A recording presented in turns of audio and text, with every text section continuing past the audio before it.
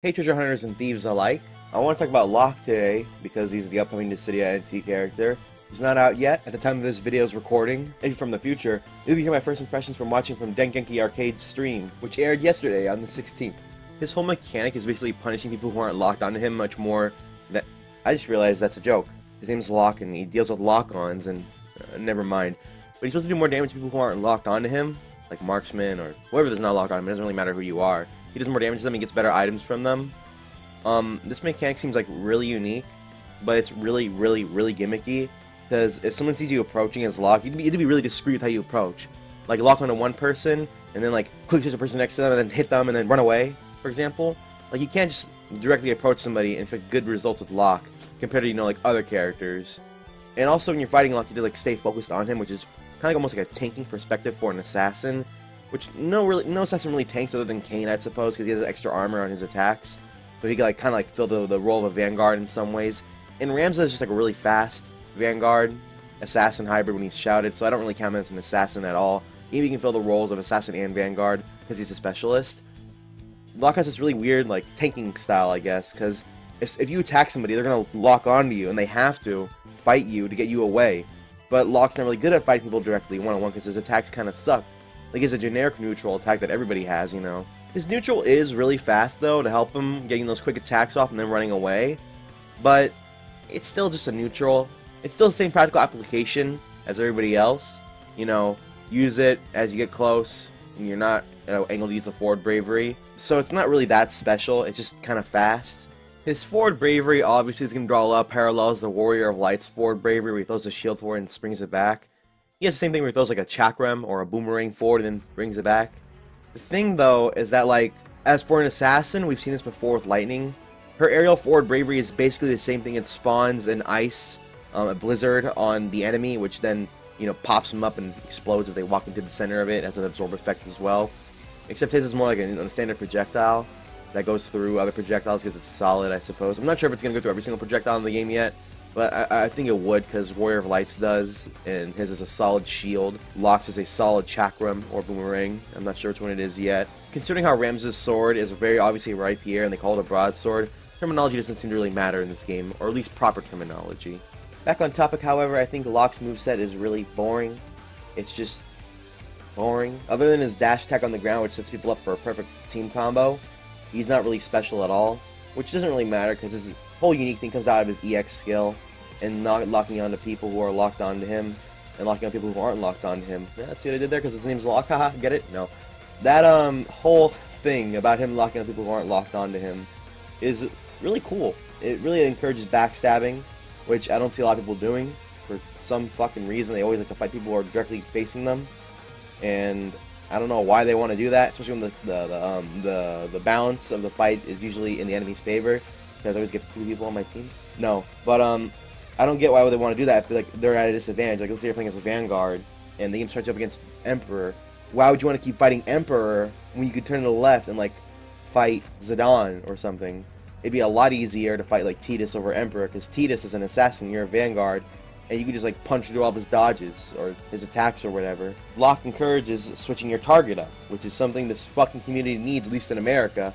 Japanese community, I really have no idea if they need it, but this American community really needs the fucking switch your characters up character, because you're being stupid enough switching to the character who's dying next to you because you want a 1v1 Sephiroth because you're Cloud and you're an idiot. What I'm really here saying though is that, like, the mechanic is really cool. I like it. It encourages team play because you're constantly switching between targets, keeping an eye on all your teammates as well as you switch between targets.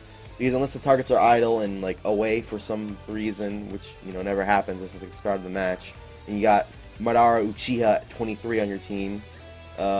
It's a cool mechanic because it keeps you moving around the arena and helping your teammates out.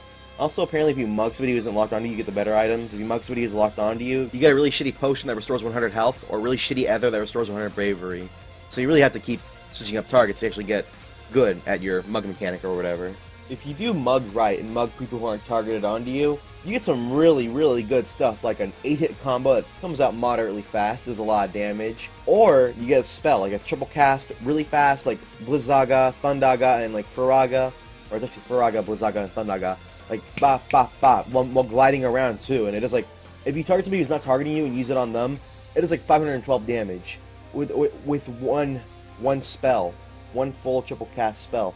It is insane, that projectile. It is really a game changer because it is so much bravery damage. Even somebody who's targeted on you, if you use it on them, it's still pretty good damage. It's still a great projectile. It's like big, it's huge, and it flies at people. And I think it can go through some marksman projectiles too. It's like really strong.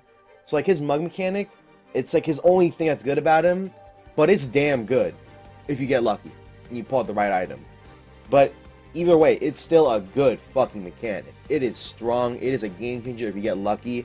Just like a thief would be in Final Fantasy. You get lucky, you might end up getting like a helmet like three areas early, and then that character never dies. And you can just do any boss fight one with whatever strategy, because you never have to worry about that one character ever dying. Because now they have no way to die because they have too high defense or too high magic resistance. I think that's called intelligence. I'm not really sure. No, intelligence is magic, but that's besides the point. If mug is basically the same thing. You get lucky, you get the right item, you become overpowered almost in a way for a little bit, because you get this really strong item you can use and throw right back in their faces. It's not like overpowered, as in like actually overpowered, but like it's just a really strong attack that comes out of nowhere that you can use. And the thing about it is that like usually these really strong attacks are really telegraphed for a really long time, like Ace's cards. Locke's just like, you don't know what he's got until he uses it, because he doesn't like start glowing purple or glowing yellow. He just has it on his screen, only his screen, which I think is a great way to balance him, because he sucks everything else about him sucks kind of. So now onto his HP attacks. The first one is called Mirage Dive, and it's not unique, but it's unique that it's not an assassin. Kind of like Noctis's backwards bravery attack where he slams down. That's the kind of unique it is, because we've seen this before with Cecil, Onion Knight, and to an extent Cloud, because he becomes invincible during his. I guess Bart's too, because he becomes invincible. But more along the lines of Cecil and Onion Knight, where Blade Torrent and Paladin Force are essentially, when a character becomes invincible, flies around somebody, stabbing them and poking them, and then they do a final attack and pose or whatever. Locke has this as an assassin. We've never seen it before on an assassin, so it's pretty cool. You really can only stop it with Meteor, unless you're like some like god with timing. You actually manage to time an HP attack and hit him during the middle of one of his dashes. Because if you mess up, you get sucked right into it and get hit by it too. So it's pretty cool that they gave him like an AoE kind of attack, and like a really short AoE, but it does bravery damage along with being an HP attack, which is always appreciated. And it doesn't last too long. It's still punishable. It's still really easy to punish, like all the other ones, like Blade Torrent and Paladin Force, if you're in position to punish it. But other than that, I think it's a great HP attack, and it's a great way to start it off, especially at level 1, because it's standard. A lot of people struggle with like using weird characters like Kefka with the level 1 HP attacks, because they're weird HP attacks. Like Havoc Wing is weird, but Mirage Dive for the very first HP attack, I think is a good choice. Next up is what I believe is called Phoenix Pinion. It's essentially Thorns of Repentance, but faster. But Locke can't move during it, and has a lot less range, and it can't be charged. It's an assassin with a Seek HP attack. We don't have a lot of assassins like that. We have like Squall with Ultima, and I would barely consider Ultima even an HP attack in the first place. We have Zidane with Shift Break. Again, I would barely consider that even an HP attack in the first place. So on and so forth. And so this is really cool. It's another really unique HP attack having it on an assassin, even if it's not unique as a concept. It is unique having it on an assassin. I think this will probably be the most used one by the better players in the game going forward. But, like, I don't see a lot of new players using this because Seek HP attacks are already hard to use. They're the best ones for sure, but they're pretty hard to use because they spawn on an enemy, and enemies are always constantly moving.